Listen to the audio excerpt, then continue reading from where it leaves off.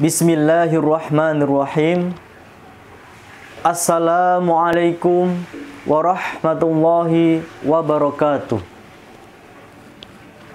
149 tahun yang lalu, lahirlah seorang ulama, seorang pahlawan nasional yang bernama Kiai Haji Muhammad Hasyim Asy'ari. Beliau lahir pada tanggal 14 Februari tahun 1871. Dan beliau lahir di Jombang, Jawa Timur. Beliau putra ketiga dari 10 bersaudara, pasangan dari Kiai Asy'ari dan Nyai Halimah.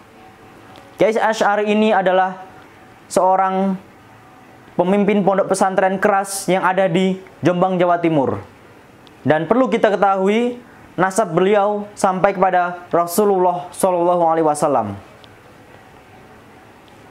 Beliau memiliki anak yang bernama Kiai Haji Wahid Hasyim, di mana beliau adalah salah satu perumus piagam Jakarta dan selanjutnya menjadi Menteri Agama.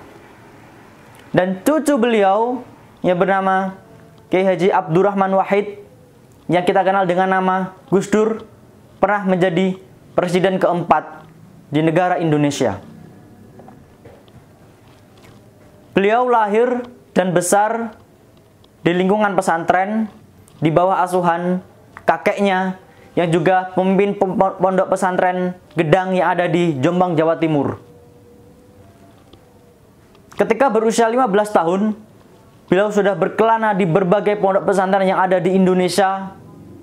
Beliau mencari ilmu, menuntut ilmu tak kenal lelah.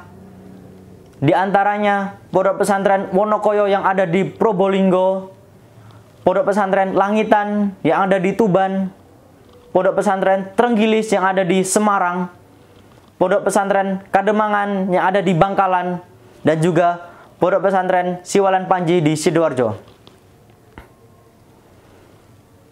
Pada tahun 1892, ketika usia beliau 21 tahun, beliau berangkat ke kota suci Mekah dengan alasan untuk menuntut ilmu. Tidak tanggung-tanggung, beliau menuntut ilmu di kota suci Mekah selama kurang lebih 6 tahun. Beliau banyak belajar kepada ulama-ulama dunia dan juga ulama-ulama Nusantara yang ada di kota suci Mekah.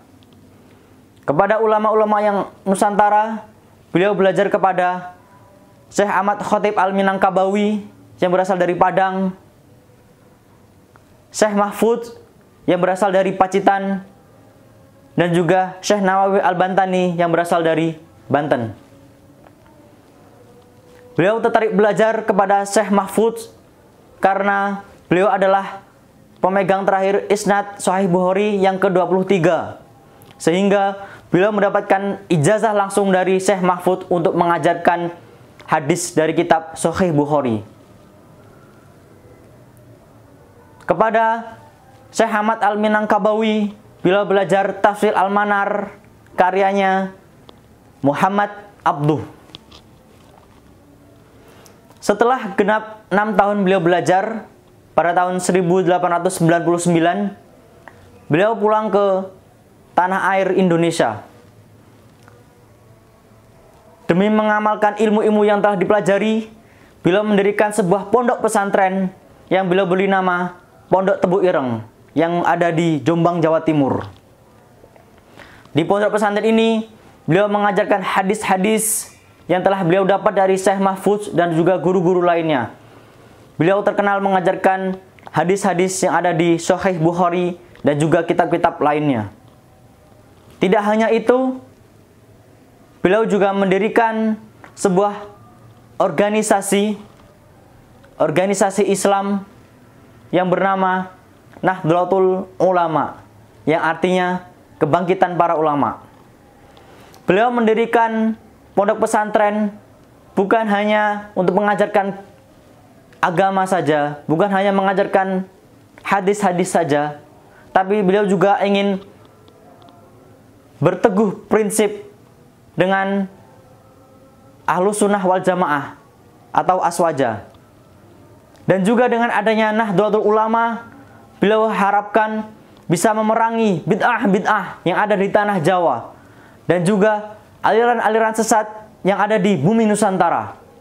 Dengan itu, beliau dengan sangat semangat, sangat antusias, beliau mendirikan Pondok Pesantren Tebu Ireng dan juga organisasi Nahdlatul Ulama. Organisasi ini tetap ada sampai saat ini dan mungkin ada sampai hari kiamat. Dan beliau dikenal oleh para murid-muridnya dengan sebutan Hadratus Syekh, yang artinya Maha Guru, karena memang keilmuan beliau yang sangat banyak. Karena beliau belajar dari ulama-ulama yang sangat berilmu. Lalu pada 21 Juli 1947 beliau telah wafat pada usia 76 tahun.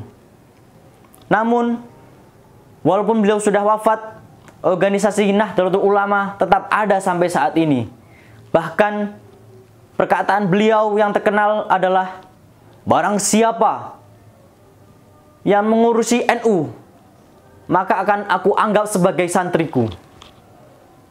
Barang siapa menjadi santriku, maka akan aku doakan husnul khotimah. Saudara-saudara, beliau juga digelari sebagai pahlawan nasional pada tahun 1964 oleh Presiden Soekarno. Karena beliau telah membantu sangat banyak sekali dalam agenda proklamasi kemerdekaan. Terima kasih. Wassalamualaikum warahmatullahi wabarakatuh.